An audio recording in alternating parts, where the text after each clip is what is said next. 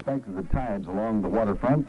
Good morning, Ty. Let's hear what you have to report for us. Good morning, Bob. We have reached our high tide period here in Anchorage. High tide has come just a few minutes ago. I believe it was about 7 o'clock for high tide, with apparently little or no damage to any of the Anchorage area.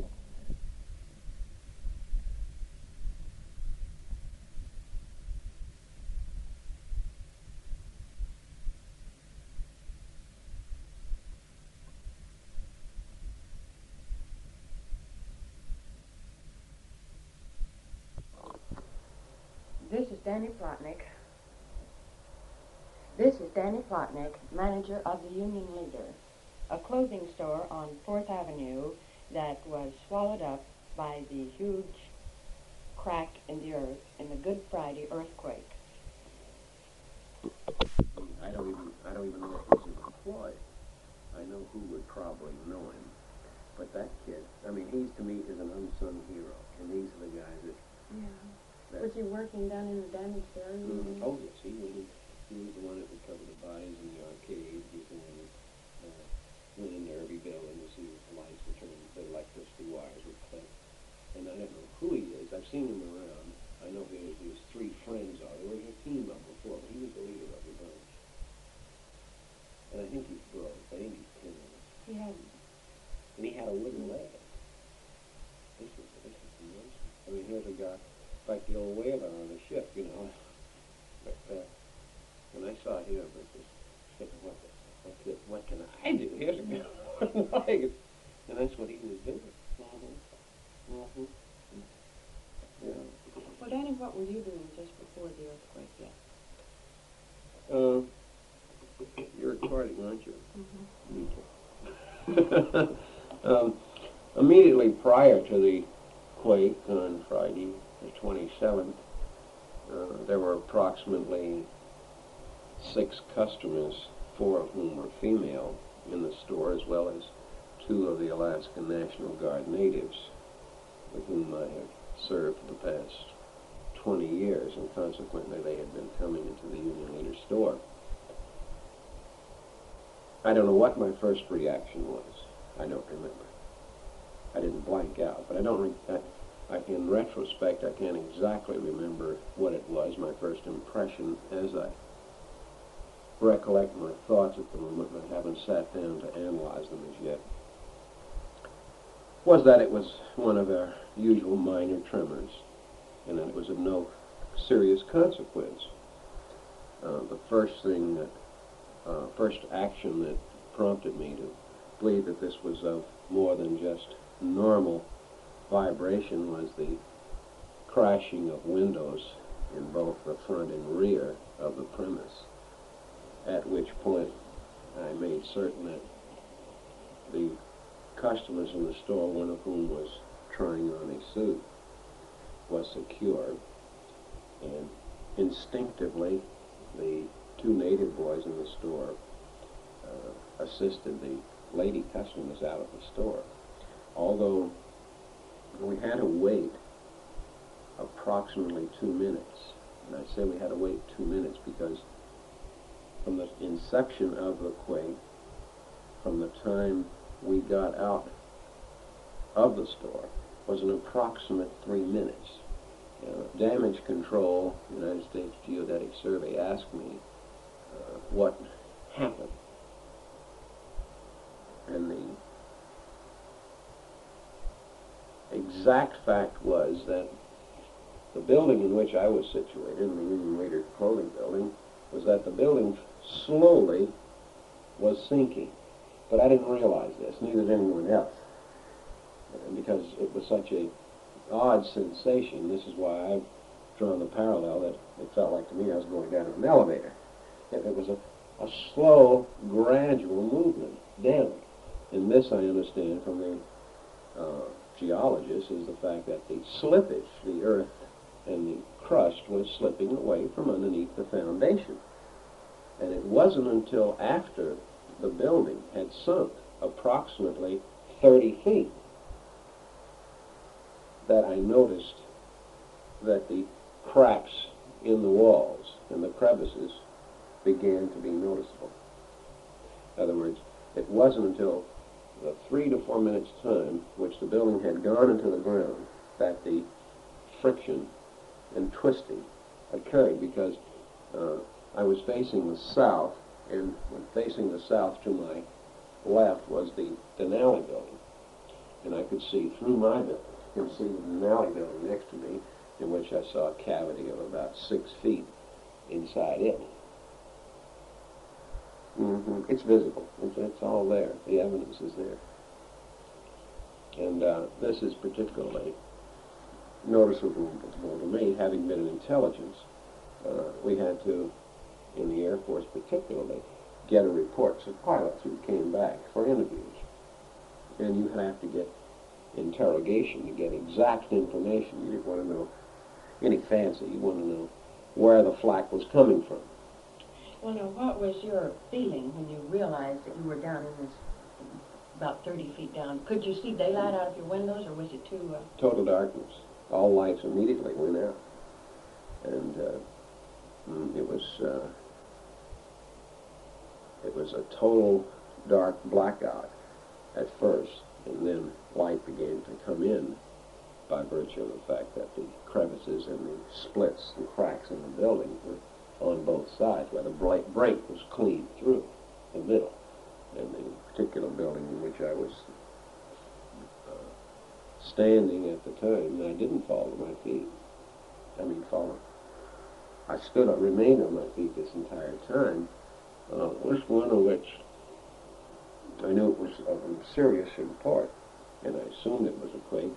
And one of the 3 employees that was in the store had encountered the Bakersfield quake. She knew, Mr. Stevens knew that this was a quake. She and the other 2 employees had gotten out before the building had sunk. And I was the last one out of the store, and we had to climb up to get out. It was a little eerie. It was an odd feeling, an odd sensation. Did you have the feeling while you were in there that you were trapped?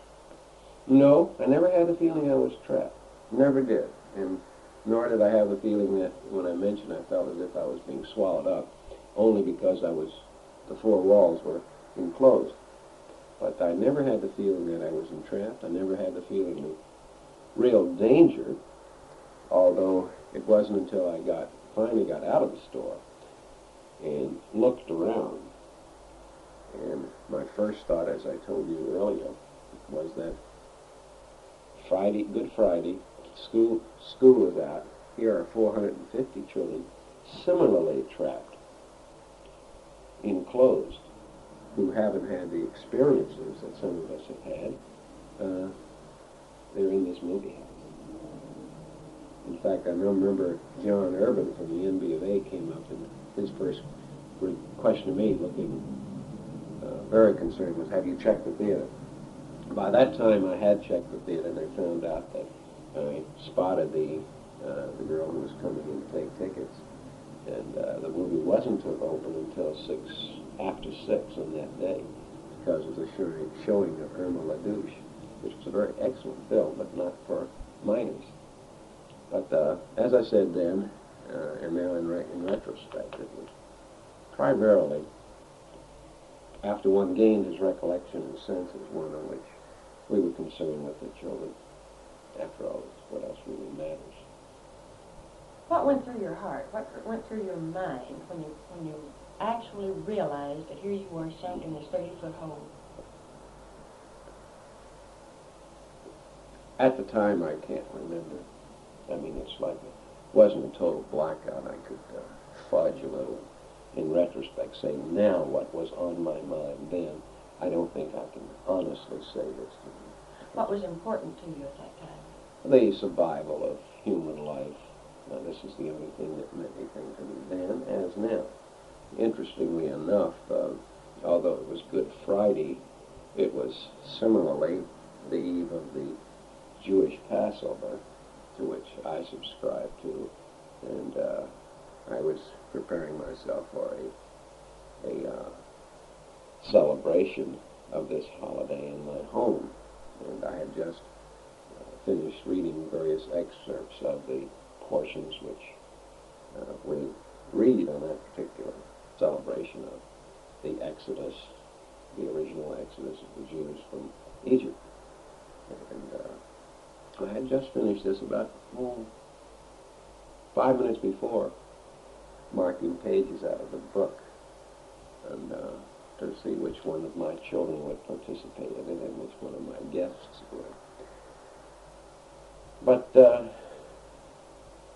frankly, it was of such magnitude, and never having experienced a tragic situation such as that previously, although I've gone through others difference in degree, that I didn't know what had hit us. I didn't know.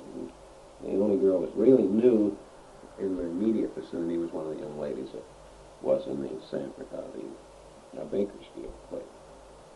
But it was then, as it is now, one of my concern was for survival of human life and limb, and particularly with the children. As everyone knows, we have a large population here of children. I don't know, let's estimate 75 to 100,000. We have over 20,000 or so school children, I think, in the greater Anchorage area. So this gives you an idea of how many kids there are here. And, although it was getting rather late in the day, it was still long before sundown. I don't think the sun would have gone down, although it was snowing at the time. It was still light out. But, my concern then, as it is now, is survival of life and limb, and my first immediate estimate, just a snap judgment, that the fatalities would be in the thousands, not hundreds, but thousands. And the divine providence had his hands out to all of us who survived, and thanks to him, there's so many of us today to recollect the thought. Now let's turn the clock up about 2 days and try to remember what your feeling was about 2 days after this. Your business has been destroyed, and we've realized now that this earthquake has been rather extensive. What was your feeling about hope for the future, economy-wise? I realize in all of us it was a mixed feeling, but can you express what your feeling was then? My feeling is now, as it was then, that the material aspect was of little or no concern. And this gets us back into one's philosophy, which has surrounded man since the inception of man, as to the comparative values of man. Just what is important? Just what is this thing called life? Is it the materialistic acquisitions? Is it the economy? Surely they are important. But it's all secondary with regards to living and breathing. Well, after it was determined, though, that there was very little life lost and not too much danger, then you had to turn your thoughts to getting your goods out of there, or making a decision of some type on this business. What was your thought along this line? Well, the first night I worked all evening at Civil Defense in the city, and I awaited the return of my father-in-law, who was the original owner of this business and who had since retired, Commissioner Romey. He had returned on Saturday morning the next day, he plus one. And we spoke, and of course his feeling, not knowing in Juneau with regards to our losses here, it's as he said, that the building up of 15 to 30 years' work was all relatively unimportant with regards to loss of life and limb. And in that we had regained our physical, moral senses, the first act was to recover and salvage what was recoverable and salvageable. Now, immediately, the framework was in operation, citywide and statewide, to recover what one could. I was fortunate in having the members of the Alaska General Contractors, specifically Hank Sunman from his construction company, and Mr. Pete Bowdish, who is the local chairman of the Alaska General Contractors. They had set up a coordinating committee under Lou Dishner, which was he was appointed by Governor Egan. And this manpower pool work together on E+1. And they had assigned members of the construction company and the various crafts to my location to salvage what was salvageable. And all of these men donated their labor. It was all voluntary. I might add that and this was on Monday. On Tuesday, there were trucks. One truck was loaned from the mission up at St. Mary's up at Glen Allen, and I think this was in the Anchorage area, this particular truck. Some gentleman by the name of Tex was driving it, and I noticed that we've had a lot of commentary about the relative juvenile delinquency in Anchorage, and here and now I'd like to state that all of these young men working on that truck placed their lives in jeopardy to some degree in going down into the hole in the crevice and securing what they could to salvage what they could of my particular operation. There were young members of the DeMolay in Anchorage, some of whom I know. One name is a young Orr boy who's a senior out at Anchorage East. He had just purchased a suit for, I think, the senior prom at Anchorage East the day before. He was working with this troop, and there were 20 or 30 teenagers or young high school age, as well as 60 or 70 members of the local carpenters union and some of the iron workers. And some of my friends, Mitch Bennett was operating a 30-ton crane, and he had about a 50-foot stick in which he took part of the roof off so it would be operative, that you could work underneath it. And this is all in the salvage operation. Of course, the immediate concern, once you begin to salvage, is where are you going to salvage it, and where are you going to place it? And this is our problem today. This is bringing it up to now, is where are we going to relocate?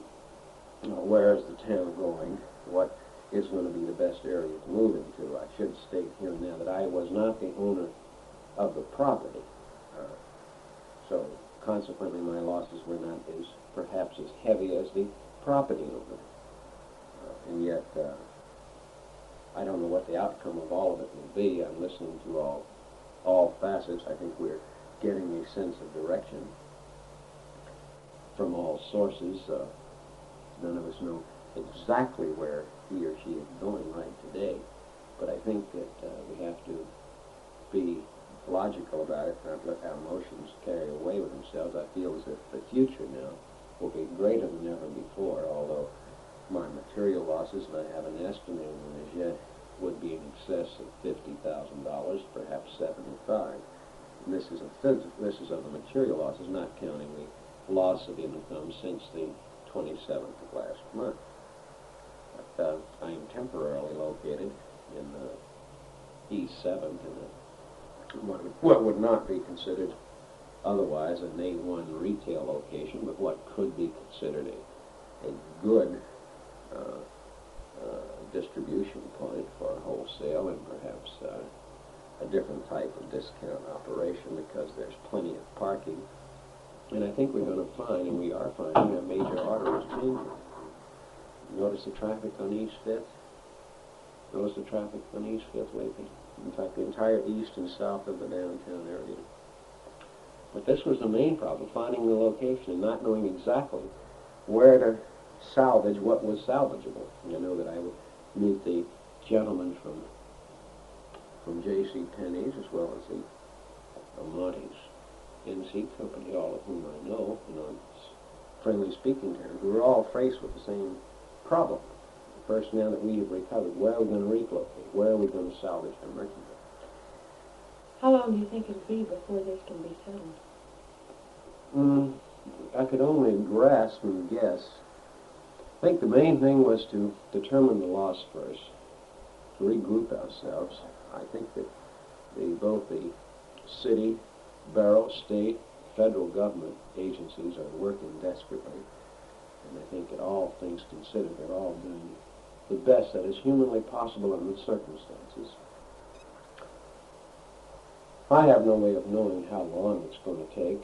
I have personally applied for a SBA long-term loan to help us reestablish myself, to pay off the existing obligations, and these are not to to encounter any more obligations. This is to pay off existing obligations. I think within a period of 2 weeks from now, we will know something definite.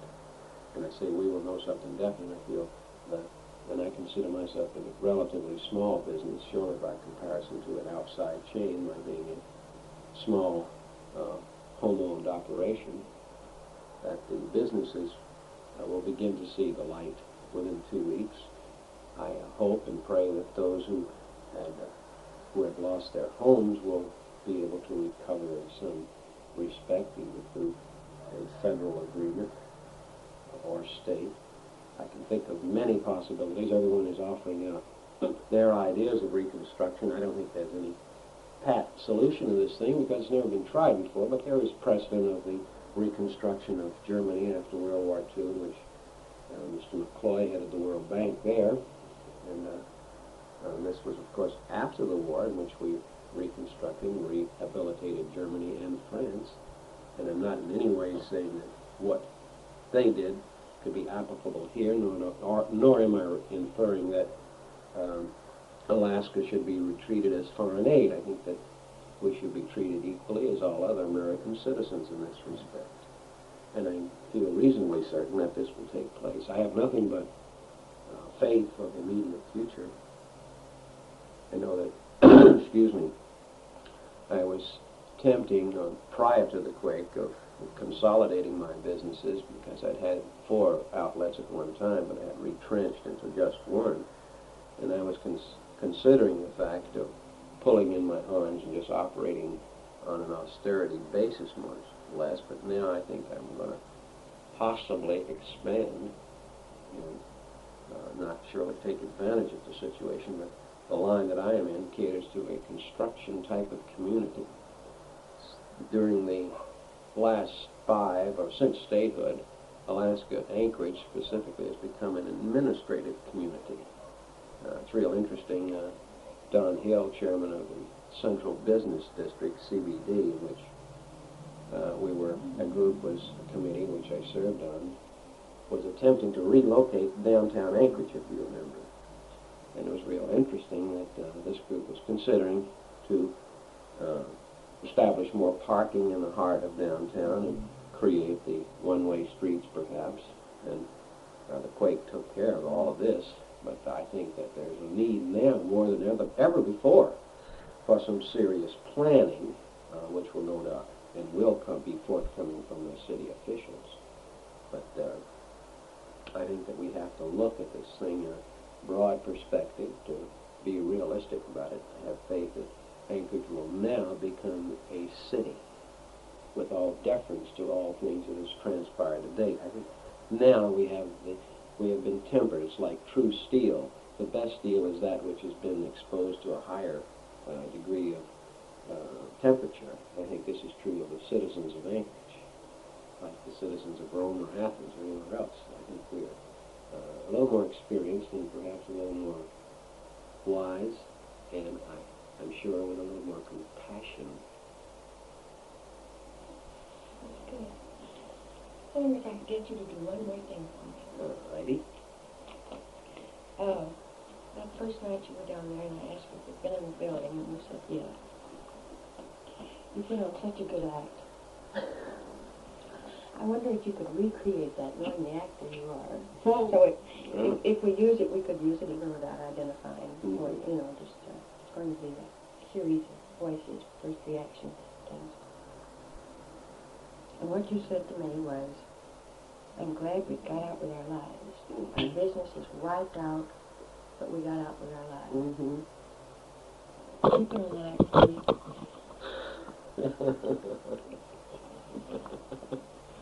You're a real actor. Really? Yeah, you sure are. What is the difference between acting and being not natural? That you were being natural then. I just want you to recreate that feeling in your heart and say it. Okay. How do you want to do this? Just say it. Mm-hmm. Well, the important thing, as I felt the building in which I was standing sink slowly into the ground, and as I have stated, it was as if one was in an elevator, slowly rescinding and being swallowed up only to the extent that I could not see light. That after this had occurred, and after I finally crawled out of the building, that I could only give thanks to God, really, that we were safe, that after I had checked with the adjoining theater that the theater was not open and that the possibility of several hundred children becoming wounded would have taken place. And then, as of now, that survival is the important thing in this world. Now, would you just say, what was it you said? Thank God we got out with our lives. Our dignity's wiped out, but thank God we're alive. Would you just say that? Well, the business, the material was unimportant. That these things can always and will grow bigger and stronger, but the only important thing in this world, and particularly during the quake, was that our lives were spared, and thanks to God we are living to recount this tale.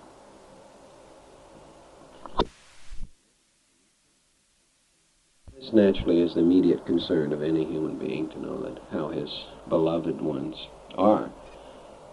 We tuned in on the transistorized radio we had, and I got the first-hand reports coming from both the camper and downtown, and you read us in beautifully, because we didn't know how anyone else was getting along either. And when you were here, you didn't know what had happened elsewhere. We didn't know the story at once, what it was like in another part of town. In other words, we had no idea to know that Turnagain was any harder hit than, say, the College Village area, or if it was the Providence Hospital area, or Elmendorf, or any of the facts that occurred. And you of the Kenai read us in beautifully on that. We remained in on the tuned in all night long, because none of us went to sleep, and I left again about midnight to go back downtown. But the news coverage was excellent, the communications and letting people know, and considering this was, and I might add, the city had done a tremendous job in restoring electricity, particularly in the area in which I live. Another interesting note that Jack Harris would be glad to hear. One of my daughters was at the home of Bill Gardner from the NB of A, and my daughter phoned my home immediately after the quake on the same Federal Exchange. So the telephone system was working immediately after the quake on the same exchange. I didn't know this. I didn't know. But yes, the Federal, because my daughter called my wife immediately afterwards to let her know she was safe. So there's so many things that... Miraculous. Hand of Providence had his hand out on all of us, Gene. No question about it. No question about it. You got it. Can't think of it. Just say that. My God, the whole thing could have been much worse than it was. But you are given a set of facts, A, B, and C. Now let's get D from it. As you say, you've got the situation here now. What do you think will come of it? Analyze it for me. And this is challenging. This is mentally invigorating, because every new situation is a challenge. And this is why the media is so fascinating. And it is. But you have so very few people who have got the guts to come out with that. I remember his coming and tapping me on the shoulder and wanting to know if I had any word of his family. Yeah, so when I heard that, and I immediately tried to call in, and it worked. Also, the other thing I wanted to ask you, I talked to the Geographic this morning, it's just on the press, and when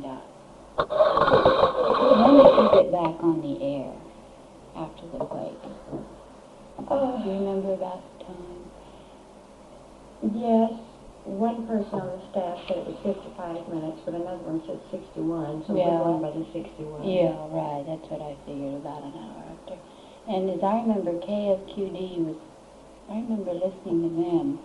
Were you on about the same time? Yeah, they came on just a few minutes before we did, and as I understand, the power went off again.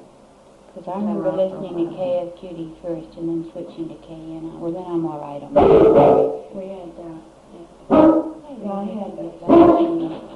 I had one radio on them and one on Hi. You know, Genie Chance. Good to see you. Doing a little tape here. And then I'll go uptown with you for lunch. I just came home to work on my Okay. Right. The way it worked out, I had one radio tuned in to KFTD, Mm-hmm. and another tuned in to KNI, Mm-hmm. Mm-hmm. knowing that their engineer lived close by Yeah. their station, Yeah. and they had auxiliary power. And I Yeah. also knew that the usual procedure in case of any power outage is they run up the transmitter side and have some auxiliary power and they can start. Right. Yeah. So I was downtown surveying everything I could so I'd be able to say something Yeah. on the air. Yeah. Right, I KFTD see. did come Yeah. on first, but the more I saw, the more I realized what I'm seeing and what I was hearing over the police radio and the fire ambulance radio. Mm-hmm. I had already dispatched units throughout the city to survey it. Mm-hmm. And they were radioing back then, like transmission stars. Realizing it can't be a news report, we're in a long, hard night. And informing people. It's like very nice. It feels so fortunate that kinds of us out still.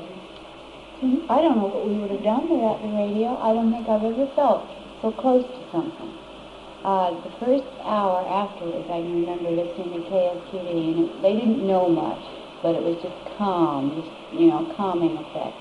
But then to listen all night long to KNI, it just gave me a feeling of security, and I knew that Lowell and I would get together eventually that way. Do you want me to start from the beginning of our experience?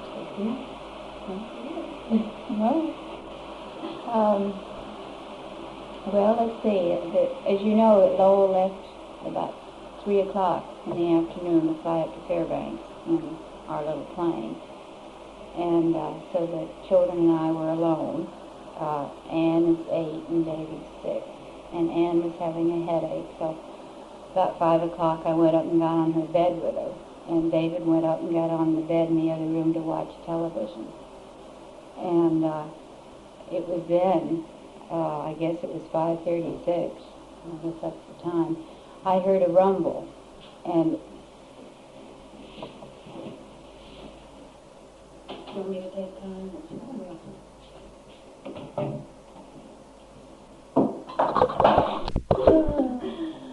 Well, I've got to speak to the Republicans today. My society, really, I'm not especially, but it's no time for politics to do that's absolutely right.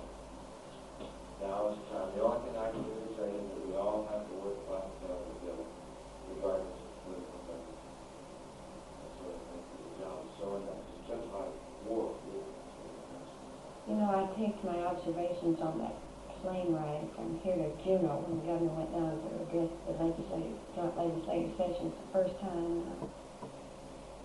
And we were flying fog and against winds and this old C-123 or something, And here we were, Democrats and Republicans alike. We realized it was going to be a long night. Cushions came off this old seat, and here they were, all bedded down everywhere. And my thought was, the saying is, politics makes strange segments. Yeah. Look what disaster does to the politicians. that's right. It's going to last for quite a time. They were lying there side by side, covered up with each other's coats and everything else. Yeah, it's going to last for quite a while, no question about it. Well, I better get to work.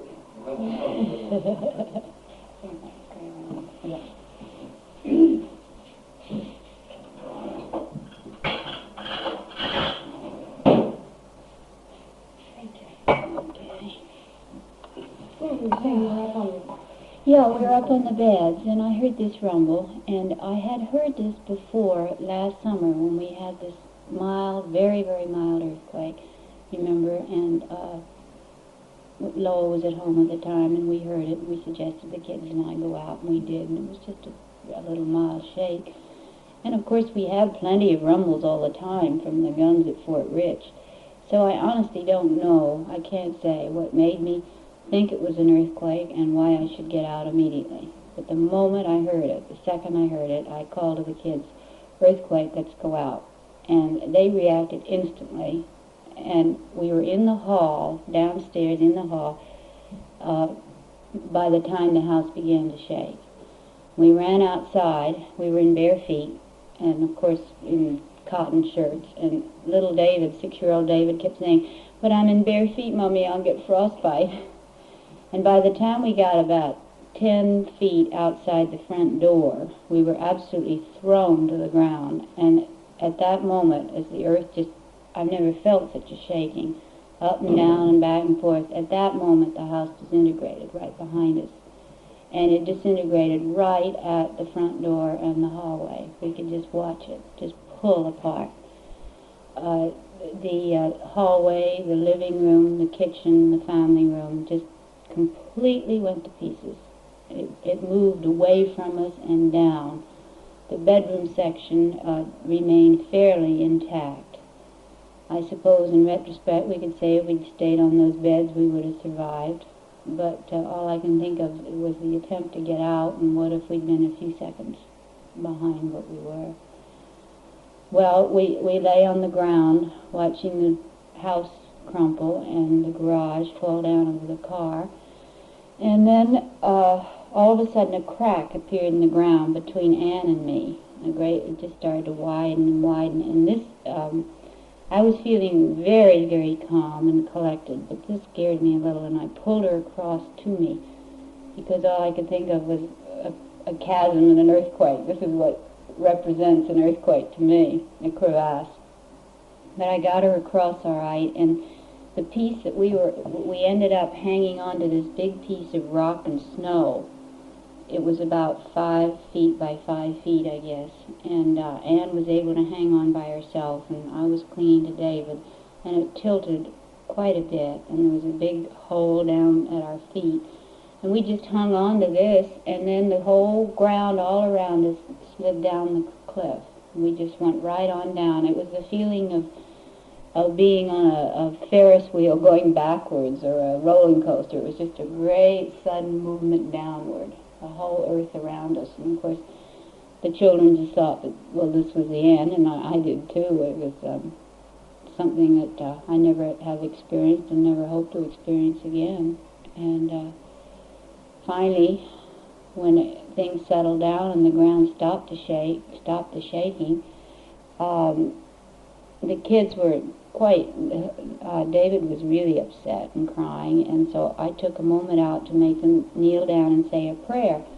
And this had a tremendous effect on them. It calmed them down, and as I say, I felt very calm too. And then I realized, well, now I was going to have to get out of there. Here was this great 100-foot cliff rising above us, as far as I could see, all along the area. Absolutely sheer, with great chunks still falling off of it, and many of the great chunks of ground around us that were just all jumbled and piled up were still breaking up. And I looked back, and I could see the water, and it looked to me as though it had come in. When I think back now, actually our house had moved out toward the water, and our garage was being, the waves were lapping against the garage. So I felt very strongly I had to get out and get out right away, somehow or other. I was afraid the water would come in. And so we started to walk toward the cliff, and we found a tree that was leaning against it. And I tried to get in to climb up it, and she tried, but it was just too steep, and there just weren't enough branches to hang on to, and I knew David couldn't do it. So then I thought, well, the only thing to do is to walk along the edge of the cliff, far enough away from this falling stuff to try to find a way up it. And by this time, none of us could feel our feet. They were completely numb. And this is about the time I was aware that our dog was with us, our German Shepherd. He must have been outside, and somehow or other he must have clung to a piece of rock near us, and he was trying very hard to follow us. So I kept calling to him and giving him encouragement, and we clambered up and down these great chunks and slid and slipped, and I was kind of pulling David. and I heard cries, and I saw the two Meade children, who are our next-door neighbors, standing on the roof of their car over to my right. It looked to me as though it was Penny, who's 8, and little Paulie, who's 4. And I had a terrific decision to make at that point. I didn't feel I could carry a 4-year-old and a 6-year-old and try to keep two little girls together and get them moving over this horrible mess. So I called to Penny, and I said, now stay right there. I'm going to try to get up the cliff, and I'll bring you help. She calmed down, and as it was, she was rescued within the next 15 or 20 minutes, although they never found her two brothers who were there with her. I think they must have been lost under the house. But we walked along and on, and all of a sudden a man appeared at the top of the cliff, and the children were overjoyed, and they yelled and yelled and yelled. And he said, I'll get you, I'll find a ladder or a rope. Stay there and I'll be right back. And he disappeared. And then they just nearly died. They thought, well, we've been deserted. This is it. And they cried so. And I knew, though, that there was hope now. And so I tried to find a real good piece of a chunk of ground, not snow. By this time I was trying to avoid the snow as far as my feet were concerned, to stand on and wait till he reappeared. And it was just about this time, too, that I could see up on the cliff where Chilligan Drive, the road had actually broken down, that there was an area on the cliff, sort of a slide, which looked as though we could climb up. It wasn't as steep as the other. It looked like it was a little hill that we could just... And at that point, a boy appeared. I still don't know who he is, and I'd give anything to know his name. He was a teenager. He, without thinking of himself at all, he just started right down the cliff toward us. And I think it was a wonderful thing for him to do. And he took off his coat and gave it to Anne and picked up David, and this did more for our spirits than anything. And we followed him up this little particular mound to the top, and by that time there were 4 or 5 other men standing up over the sheer lip, and they were able to reach down and haul us up over this lip. And they took us right to a car and drove us to a house just down the street. And it was at this point that I realized that almost all the left-hand side of Chilligan Drive had gone. I had thought it was just the 2 houses on either side of us. But all of those houses had gone. I never saw anything like it. So we went into this house, and of course the first thing we tried to do, there was no electricity, no heat or anything. The first thing we tried to do was to warm ourselves up. We wrapped ourselves in blankets, and I got the children to keep rubbing their feet. And in a very short time, their feeling began to come back. It took me most of the next day to get mine back to normal, and I still will lose the skin, I think, but they bounced back very fast. And then at that point, we heard that there was a possibility of a tidal wave and that we should go back country. And I just couldn't think of where to go. Most of our friends lived in Turnagain or down in the city in Bootlegger Cove. And then I remembered our church, and our minister and his family, Sandy Zabriskie, lived out on Lake Otis. So I asked this man if they could drop us off there on their way out. They were going further out. And so the 3 of us arrived at the Zabriskie's home with no clothes, wrapped in blankets, nothing on our feet. And of course their home had been, everything, it was shaken apart. The house itself had stood up, but it was a great mess. There was glass all over the floor, and there was no electricity. And Sandy was there alone. His family had gone down somewhere else for the night. So all we could do really was to, he pulled out some cold roast beef, and we had a few chunks of that, and he tried to find us some warm clothing, socks and pants and shirts.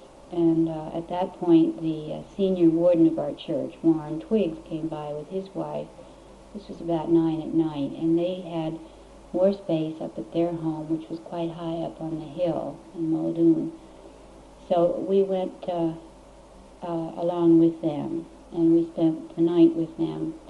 I must say, none of us slept a wink all night long. We got the children to bed down in sleeping bags on the floor, but of course all night we had tremors, and every time there was the slightest tremor, they'd just both jump up and head right for the door immediately. And I spent the night listening to the radio, because by now my biggest concern was Lowell. I knew that he would get to Fairbanks and hear that Turnagain had fallen into the sea and would really be concerned, and I couldn't call out because the phone wasn't working at that point, and I just didn't really know what to do. So all I could do really was to listen to the radio, and I guess it was about 1 or 2 in the morning I heard that Ween was sending a flight to Anchorage, and I just knew he was on it. And I knew that the pilot would be Merrill Ween. Merrill is a close friend of ours, and he is the Ween chief pilot. And I just knew that they would be together coming into Anchorage. And, of course, the weather was horrible, but I have flown with Merrill through horrible conditions, so I just did not worry at that point. And then about 4, I guess, I heard over the radio that he was looking for us, and could I call in? And I tried the phone again, and this time it worked, and I called in. And left a message of where we were, and within about 45 minutes down the street came our familiar truck with Lowell. And until that moment, I had felt that we had lost absolutely everything except what we had on our backs, which wasn't much. I felt we completely lost everything. I couldn't even pull the dog up the cliff with me. I had to leave him behind. Of course I was upset about the dog and our 2 kittens in the house, but as far as our material things go, I just didn't care. But when I saw that truck coming down the street, I realized that the truck hadn't gone with the house, that Lowell had driven it to the airport, and here at least we had one material possession left. And, of course, Lowell's relief was tremendous at finding us and finding us safe, and his first reaction was to want to go back to the house, which bothered me terribly. I just couldn't bear to think of him going back to that horrible thing. But he did go back, and a few hours later came back down the street, walking to the house. I'll never forget the sight. There he was, walking up with the little black kitten in his arms and the dog behind him. And the kids were just thrilled, because the black kitten is their great favorite. And Lowell had found the dog lying by the ruins of the house, howling mournfully. And he'd been able to make a sling of rope and haul him up the cliff with the help of a few men. He'd gotten into the bedroom section, which was still fairly intact, and in pushing back a bed, found the kitten under the bed. And he isn't very fond of cats, but he was very happy to find him. And Mama Cat was not found. 2 days later, Easter Sunday, I forced myself to go back down into the ruins with a group of mountaineers to see what we could recover. And somebody picked up a box of clothing down in what had been the cellar, and out she walked from underneath the box. So we feel she's used up 8 of her 9 lives. And although it was a grim job, we really did find an awful lot of things that I never thought we'd see again. A lot of Lowell's film, which was most important, many of our pictures and our photo albums, and of course our clothes that had been hanging in the bedrooms and our bedroom furniture. The rest of the furniture was completely smashed. The walls had fallen in on it. But in the debris, every once in a while I would pull out an antique china platter, completely whole. One great big one that had been sitting on the mantelpiece. The whole chimney had fallen in on it, and yet there it was, lying there completely whole. And I found a few pieces of Steuben glass sitting here and there, looking so silly and yet not touched. And so every little thing that I found, it seemed to me like a birthday present. I'm just so thankful to have gotten out alive that I just don't care about anything else. You say all this furniture you have is borrowed? Yes, we're collectors of antiques, actually. My father is quite an antique lover, and we collected a great deal of early American corner cupboard and desk and chairs, and we had about 3 or 4 good couches and quite a number of antique tables, and they've all been demolished. But that's that. We're just so thankful, and all this furniture here has been lent to us by our neighbors, and we're just going to start collecting all over again.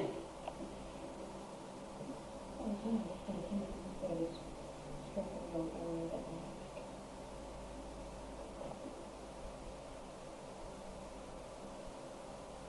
I was very disjointed. There was a few things I should have mentioned earlier and I didn't put them in till later. Oh, it doesn't matter. We did that. I was trying to, I should have written that down. There was a note. Something is good. Or something on the call. Oh, did you say all three of the main children were on top of that car? No, two. Did he have five? He had five, yes. Penny and Polly were on the car, and I wondered about the three others.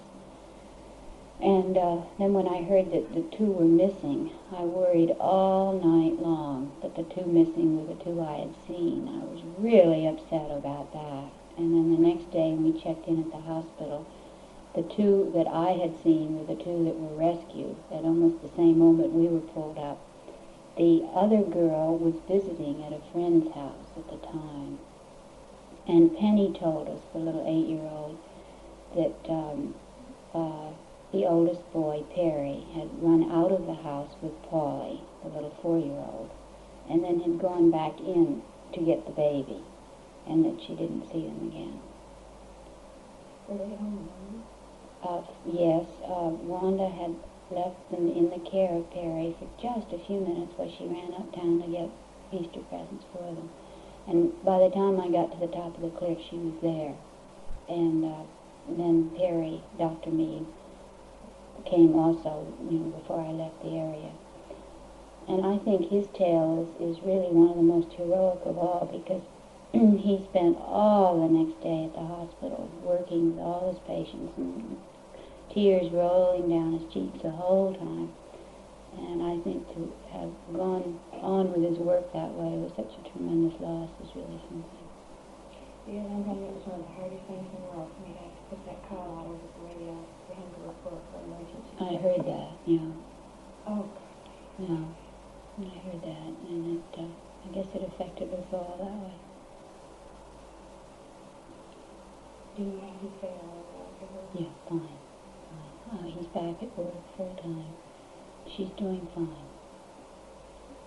The three children, we have Penny here almost every day. She's as though nothing ever happened. She's very matter of fact about it all. Our children are in It's unbelievable. My two, I mean, here they saw their house disintegrate and really thought the world was coming to an end. They just thought this was it. And within 2 or 3 days, back completely to normal. David had nightmares for a few days. I must say, since in the last week with these quakes, they were bothered last night. They kept getting up out of bed. The house is shaking again. And I think this has probably been true of most people here. We struggled through the great ordeal with great fortitude and calm and strength, and now we've let ourselves down. And I know myself, I feel much, much shakier now. And the minute I feel another quake, I'm ready to just plain fold up. I think in the crisis, everybody sort of braced themselves for it. But then following, I mean, you can all go through that crisis for just so long. Yeah, I really think that at this point is the hardest of all for everybody. And I know when they had a little shake at the school, was it day before yesterday, Anne said a couple of the children screamed and they all jumped under the desks. And I think this shook them up quite a bit, especially when they were at school and without their parents. And they were awakened by a quake yesterday morning, that 7 a.m. or 5 a.m. one, and that really scared them. And they were both down in the doorway within about 2 seconds. And the dog was on his way up. They didn't trickle or anything. I didn't see it. My children came flying up the steps.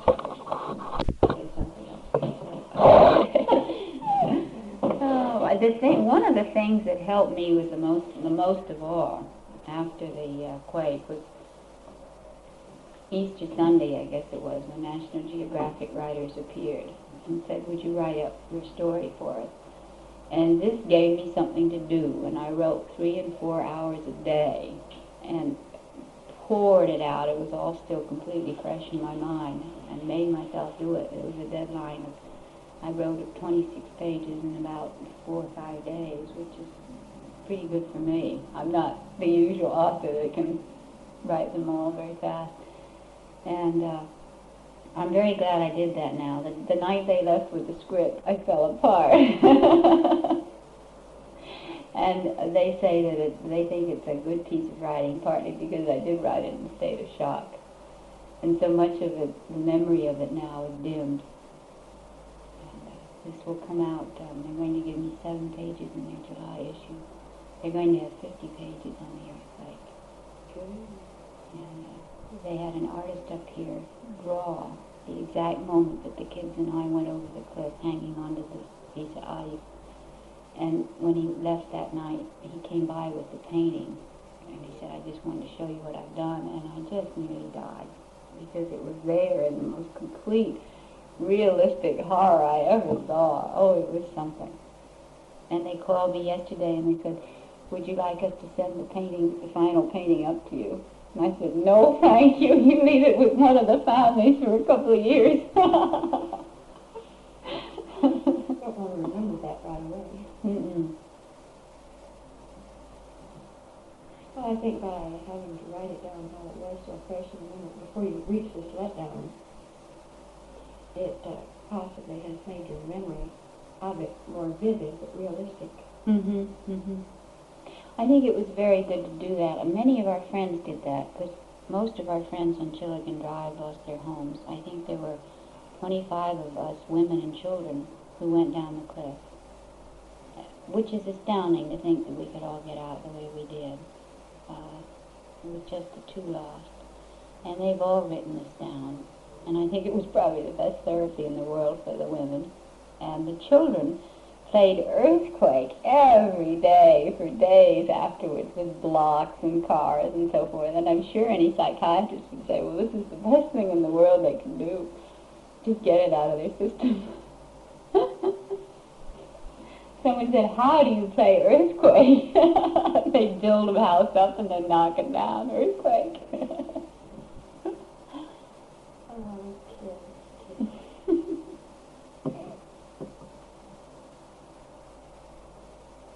Well, it was very tempting, especially after the last few shakes, to say, well, let's just go home and have a vacation for a week. Let's just go back and see our family and get the children away and just go.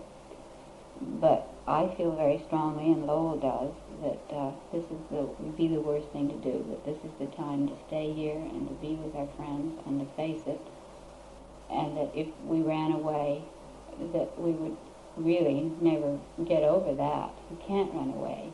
You just run into something else, and it'll always be there.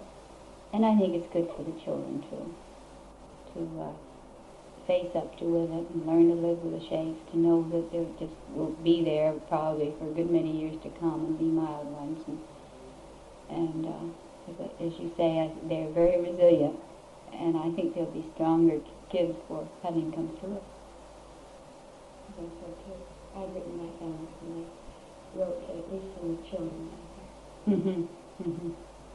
To safety. Mm-hmm. What is safety?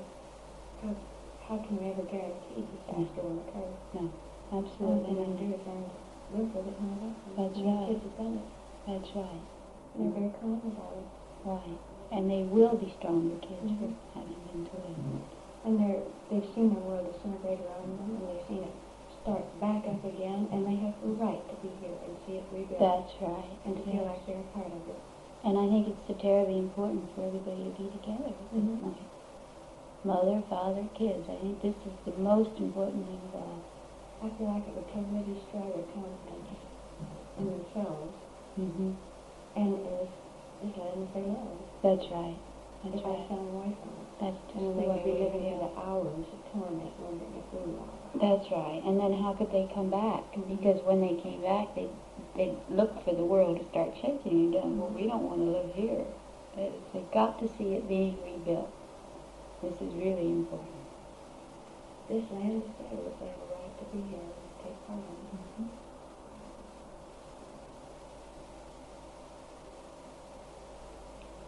Well, okay, I should have did thank you.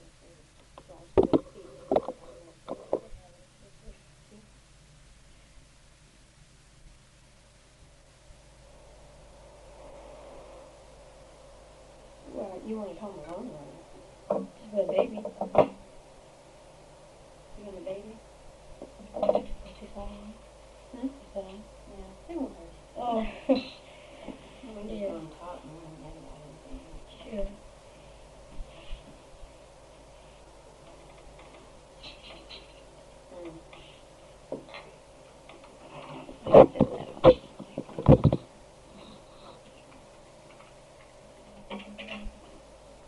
are you doing?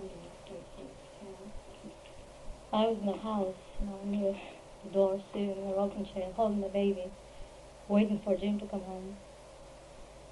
And then all of a sudden I felt a little shake.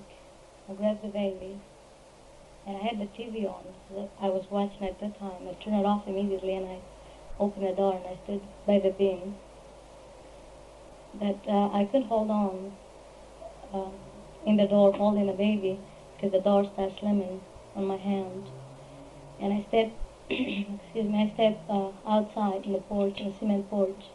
Then immediately I realized the house went back, about 4 or 5 feet off the foundation, and it was a big drop, was opening right in the front. Then I started walking a little farther in front, and I realized the right side of our property had a big opening, and the lot was going down. And I hear a big noise in the street, the Tulip Drive, sunk down approximately 50 feet at that time, and the cracks coming towards the house. And then I turned and I saw our neighbor, Mr. Lindsay, and I sprinted him, which way I could get out, because I wasn't able to see. I was quite low, and I knew from the right side there was no way out, nor the front. So he called me out to hurry towards his side. By the time I went to cross our property towards his, it was approximately 2 to 3 feet opening there, and I couldn't recall how many feet deep at that time. That I had to jump with the baby. We had no shoes on, no clothes, coats or heavy clothing on. Then we stood by his front porch. By the time there were quite a few neighbors gathering around, because since his lot hold out in one piece longer than the rest of us around there. Then his front walk, the cement walk, started cracking and coming toward us. Same time, and I realized that our house was going down as I looked over that side. Kids were screaming. I was very calm because I was concerned about the baby. And all we waited there, and feeling the shakes, and actually I thought that was the end of the world, I had no idea that that was the only area, that hit as bad as they did. By having the neighbor, Mr. Lindsay, a man, he tried to calm us all down and tried to show us which way we could jump, was more sturdy and was a big help. But I started getting scared. There was no doubt about, because all I could think, the baby in my arms, and Jimmy, probably would been somewhere that could be down. I just didn't know. And, how many out there were you? How many? Lindsay's house. Oh, there was a lady, a tenant of mine. He stands, his wife and a child. But then I noticed across the street, from my place, there were 2 children. Evidently they got out of the house sooner than their mother. A brother and a sister, all probably 9 and 11, I would say the age. The 2 kids holding each other and going down, right, because they were right in the street at that time. And they were in a piece of ground that was still holding on. And immediately Mr. Lindsay went over and grabbed the kids. By the time their mother came too and helped her to come over to his property, because the houses, especially the duplex next to mine, the half side went down to pieces. The people from that side went out to the backyard, which was still holding on. There was a lady there with 4 kids. We were worried about them. There was no way, to call them or see them or taking care of our own children. And the kids were crying, and everybody was cold. How long did you stay there? Oh, I would say approximately 15 minutes. When you described this crack coming up the sidewalk toward Mr. Lynch's house, did his house go too? Well, his house went off foundation, and there was a crack right outside his porch, the same as was mine. But before that crack, there was a big piece of property was still holding on. He happened to have a quite big cement porch, which didn't break out as fast as the rest of the property, and that held us most of the time. But that started cracking, and everybody started moving to the left side again, around somebody else's duplex.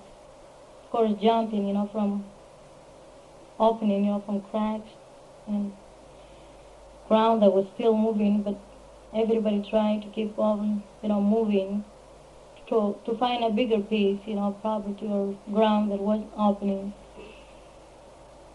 Finally, by that time, everything, the quake was over, but we still were shaking because that the ground over there was so many pieces and was loose yet, tried to settle.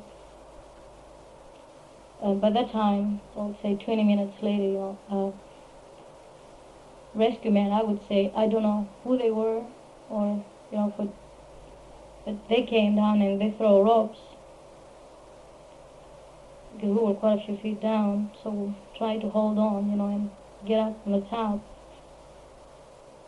And then the fireman came out, and quite a few people that tried to help.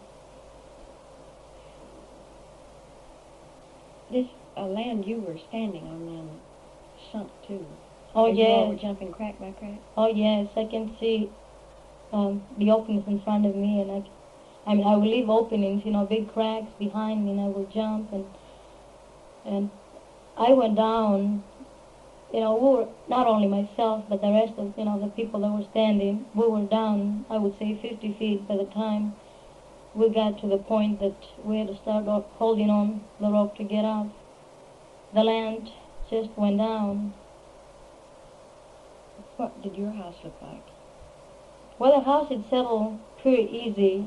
The right, the left side, as you look from the Tulip Drive, the side we were living in, it slid more in, to the ground. It was, I don't know how to describe, but it was just in a slant, just one point out and the other one down, in other words. But other houses around you just broke up? Yes, quite a few of the houses. The house, the duplex next to mine, I would say it's completely demolished. There's no way, because it just turned one side up to the other, just one side was looking out, the other side was just all broke up, and was, was buried in the ground by the time I would say the thing was over. Well, after they gave you ropes and you got up, how could you go up with a baby in your arms? Well, a few of the men helped me when I had to jump those big cracks. They held the baby, one man, and he will hand it to another man and give back to me and ask us to move on. By the time I got holding on to the rope, that's when my husband came, and I think that's what scared me most of all, because he stood in the bluff, right where the street had broken, and the block he was standing was undertaking the whole, the gravel still coming down. And I think that was the only time I screamed at him to go back. He kept saying, "Don't worry about me, just watch out down there." Well, I can see, the dirt falling. Finally, he decided, to move, but he hadn't moved more than 15 feet when the whole piece of the ground he was standing in collapsed into the hole, and a lot of dirt was covered. That really scared me most of all, I think, seeing him standing up there and know if he doesn't move in a minute, the thing will come down as it did. So by the time you got out of the hole, Jim was there? Yes, Jim was on the top, which he grabbed me and the baby. And we went and sat in the car while he was trying to help other people. Because there were quite a few people that needed help, especially mothers with small children, wasn't able, to jump those big cracks without some help. Some of them, they had 2 or 3 children. That was very hard to do. So I think we sat in the car, myself and my neighbors, the Lindsays, and their tenants, Mrs. LaCroix, and she had 3 kids and a small baby at 2.5 months. And we turned the car on, and we got a little warm, but I thought I was going to lose my toes by that time. And I think we sat there about 20 to 25 minutes until our husbands got all together. They had help and took all those people out of that hole, because quite a few there at that time. Because a lot of people came from the Marston Drive over to Tulick. Marston Drive was, way down. So we drove off to a friend's house for that night, which was in Turnagain. Then we heard about the tide wave. So we left and we went to the Greek Orthodox Church that's in Arctic Boulevard. We stayed there for a while. A lot of people came. I think they spent the night there. We left and we went just, I would say, 20 feet beyond the church. There's a friend of ours. And we spent the night there. All my neighbors and friends. Jim brought some water from the National Guard. I got some water for the children. How old is your baby? Catherine is 20 months now.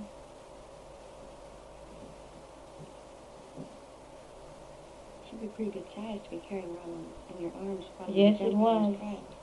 Yes, it was. And was there a lot of screaming, or was everybody just calmly trying to? Well, I would say, of all those people that were there, let's say 15 to 20 people in that area while I was there. Then I got out, as I said, but 2 or 3 ladies started screaming, and I think I was very impressed now that I'm thinking about, the smallest children. Some of them started screaming, but others, I hear this little fellow saying, "Let's all pray," this 11-year-old kid. Other little kids will say, "This is the end of the world, Mommy, what are we going to do?" And a couple of teenagers, young girls, they start screaming. They were afraid, but... and this boy said, what? The little boy keeps saying, "Let's everybody pray," he will repeat this over and over again. Which I thought it was awful, thoughtful of him to think of such a thing. Everybody was trying to get out, But there wasn't too much screaming, which I was glad of that, because the younger children like mine, mine was quite strict, she was looking around and realizing that something was going on. But I tried not to scream or speak in a loud voice that might scare her. But now every time, we took her one day afterwards, out at that area, and she started crying. She didn't want to go near it. So I imagine she had some kind of idea about. Were you able to salvage anything out of your house? Yes, we were very lucky and very thankful to the National Guard and all the other people that they did come out and help us to take, some of our furniture. Because they said our house settled so easy down. I did have dishes and kitchenware, broke. But as far as furniture, we were able to salvage some of that. 818, call Broadway. We could call. Do it later.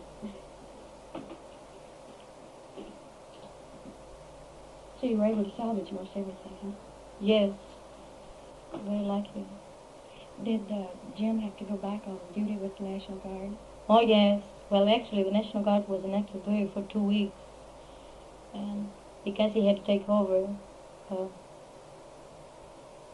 his job, as a DA, the ex-DA his time was up and he was going to leave. So he took off from the National Guard Friday morning, and Friday noon, he came home and changed his clothes and he went to the office. Straight out a few cases, for the next week following, and so forth. And all this happened, when he was in the office. And then, of course, after the earthquake, he wandered everywhere, seems like. I had to stay with friends while he was gone the same night, Friday night. He wanted to be in the National Guard, and Civil Defense, and a lot of things. He had to go through the office. He was gone most of the time. How long was it before you found a place to stay? You said you were staying with friends. Yes, when we stayed there Friday night, Saturday night, a friend of ours had this place for rent. It was 1 bedroom. We stayed there just a few days until we find a bigger place. Actually, just a week later, we did find this place. We're lucky to find it at that time, too. Yeah. Have you ever been through an earthquake before? Well, I was in Greece in 1953. They had quite bad earthquake, but I was near the Mediterranean. Waters would hit the most, and destroyed quite a few islands. A couple of the islands were destroyed, demolished completely, and that they had to rebuild. But I never was anywhere near to something like this, this was the worst month I ever felt, I ever experienced, and I hope it would be the last. It hasn't been long since you became an American citizen, has it? No, last September I became a citizen. Yes, became a citizen, and then I took a trip to Greece last October, after 8 years in this country. It's been a full year for you then, hasn't it? Sure has. All kinds of experience. Some pleasant and some not so pleasant. That's right. Yes. You and Jim owned that house, didn't you? Yes, we did. We owned the duplex. What is your feeling now about it, about that area out there with this geological report? Well, as far as I'm concerned, I wouldn't want, I don't feel that I ever want to build near there or anywhere close to it. Probably will come a day, the thing will be filled, but still the idea is it's nothing but sand, in that area. And the report shows that we will have some more earthquakes, in the future. What are you going to try to do about the house? I presume there's a mortgage on it or something. Oh, yes, there is. Quite a big one. We'll try to move the house. We have asked and find out that if it would be possible or it would be worth to move it. We've been told yes. Of course, now we have to go through quite a bit of red tape in order to get permission and find a lot, and we'll try to move it. Do you all think you'll stay here in Anchorage? Oh yes, there's no doubt. We don't plan to move. I think we've made our minds, to make our home here in Anchorage a long time ago. And I don't think the earthquake will change for us, at least. No, I feel very strongly that we will stay, We like Anchorage and we like the people, and that was a God's act. What had happened, and I don't think should discourage people, to move out, because that can happen anywhere, no matter where you're at. I agree with you there. kind of disappointed to see a lot of people, pack and live. Something like that, nobody knows where you be safe. So. This isn't the only place in the world that has earthquakes. Other places have tornadoes and hurricanes. Oh, you never know, The earth goes round. If whenever you hit a soft spot, they might happen the same thing. You mean they said that the only place they had earthquake? No, did you say that the only... Oh, no, I said this is not the only place. No, of course not. Well, they just had what was it, Hungary? Yugoslavia, wasn't it? That they had? Yeah. And hurricanes and all kinds of things in different places, so you'll never know where you're safe. When you got out of your house, it was already lower than street level, was it not? Oh, yes. 50 feet, I would say, at that time. We're that far down, the house and the rest of us. How can you explain, seeing all this and going through it, how can you explain how this happened without more loss of life? Well, it happens during the day, and the ground didn't open all once or in one big crack, that all people fall in. You can see it in front of your eyes, the ground will open, all you hear, a crack, the sound of the opening of the ground. So you have a chance to move. Now, if this happened in the middle of the night, I'm sure we'd have great loss of lives, and we did have. What does it sound like when the ground cracks open? Well, actually, I don't know how I can describe that. It's just, my knowledge is like, I can remember there was, like if you were dropping a dish, and it bounced, not break, but just would bounce, just one sound or two, and the thing would be open. It was a horrible experience, for somebody to go through. And at least I would say it was the best time, for something like that to happen. It was daylight, and people can see where to jump or to crawl out, but if it was the nighttime, it was dark.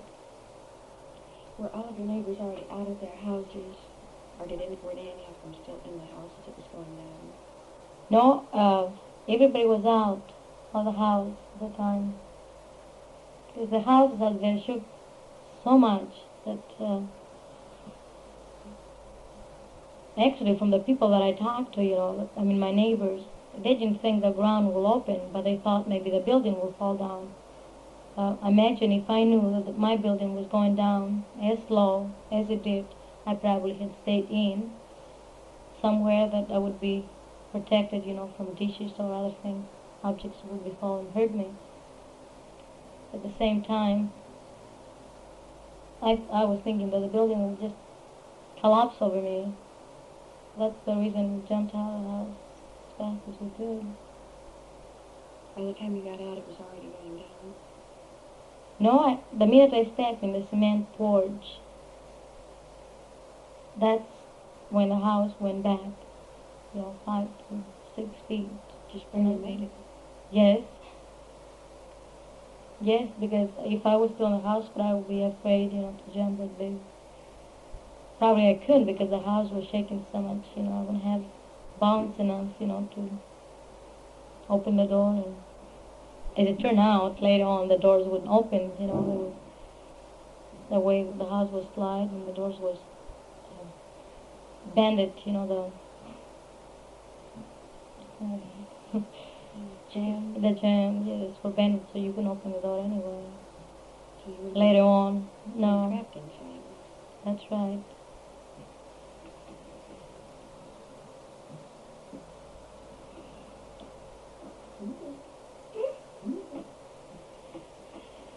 I guess you've had to tell this story to so many people that it must be getting home to you now. Don't you wish you could forget it? Yes, I would like to, but I don't think that I'll never will. It's something that you go through, and actually I don't believe that I was able, you know, or how did I manage to come out of there alive. The story gets so old, but I don't think we'll never forget it. That's one person told me. You'll have a story to tell your grandchildren. Yes. But the worst of all was the second Friday, you know, following. Where were you then? I was here in the house. Of course, I was out immediately. But I think that time I was more scared than the first time, like going through the first experience. First time, I guess it really didn't occur to you how serious it was. No. You were just so busy trying to survive. That's right.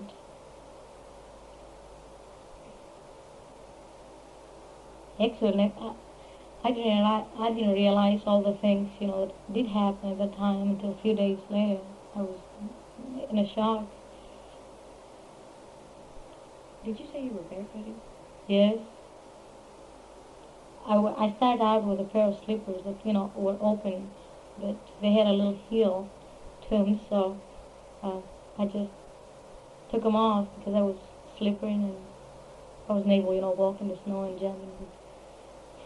And the baby was wearing just a little nylon dress, no shoes, no coat. Like anybody, you know, would be in the house and expecting anything like that to happen. Did either one of you get a cold or anything? Well, we came down with a cold last week. I don't know if that came later. Delayed reaction. Yes.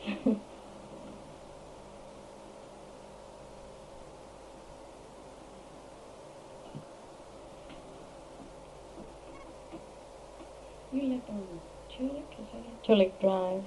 Yes. How many houses on that street went down? Oh.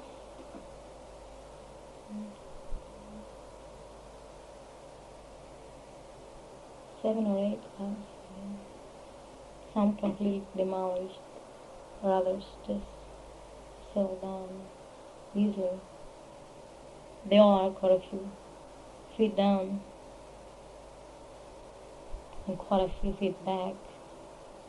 It would be something if we ever try, you know, to separate the property lines ever out there. But I don't think anybody wants. A surveyor's nightmare. No. Do you plan to stay here in this apartment, or are you going to start trying to move your house rather soon? Or? Well, we try to move the house as fast as we can, but I think we'll stay here in this apartment for the time being. We have no plans. I guess your family back in Greece was terribly worried about them. Yes, I wrote them as soon as I could. I'm still getting letters from all kinds of friends, you know, they're very concerned about it. Because some of them, they had happened, that went through, you know, the earthquakes that they had in Greece, and they're well experienced with something like that. They all want to know, you know, how's everything. It's really hard to keep up with the correspondence back That then is. here, isn't it? Yes, it is. How's Jim liking his work now? Oh, he's very fond, very pleased with it. I was so happy for the both outcomes. Yes, I'm very proud of him. He's quite ambitious, tall, you know, so I'm sure he'll do it right. Oh, I really do. There's only one regret I have. Is it takes a real good trial lawyer out of circulation. Oh, yes. But somebody has He's to an defend excellent it, trial you know. lawyer. Thank you. And he'll be so bogged down with administrative duties that Yes. he won't have too much opportunity to handle his trials. Well, he tried to make the best of it. He likes to appear in court. And He's a real sharp trial lawyer. I like to see him Thank in you. action in the courtroom.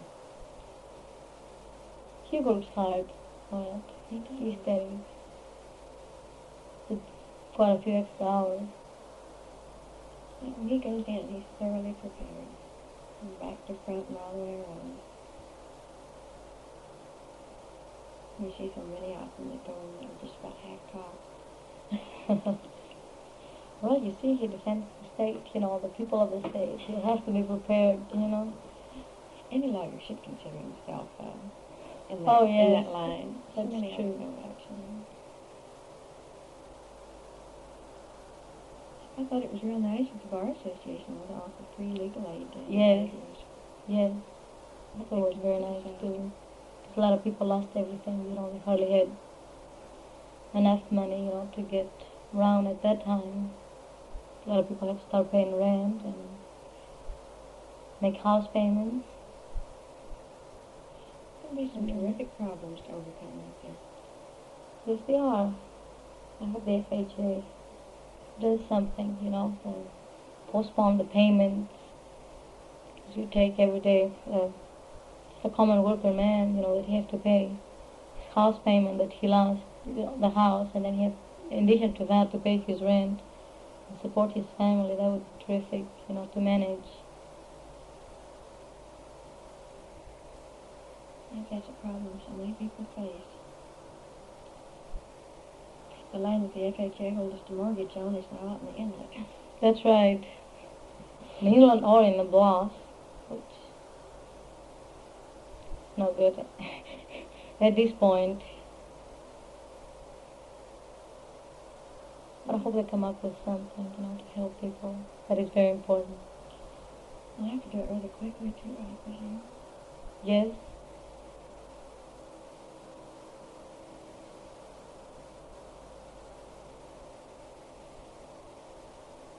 I hear the funny story the other day was told by someone that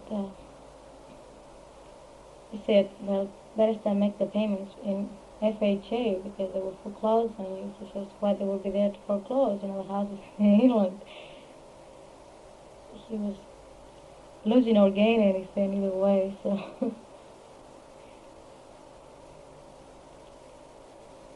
FHA's granted a moratorium on those house payments until something is worked out. For individuals, I think you have to apply for something. Well, they ought to have something worked out pretty quickly. Certainly everybody's working on it. Yes. From state and federal both.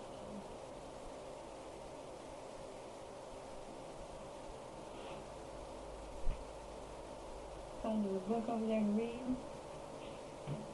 And a few boxes more down in the basement, you know,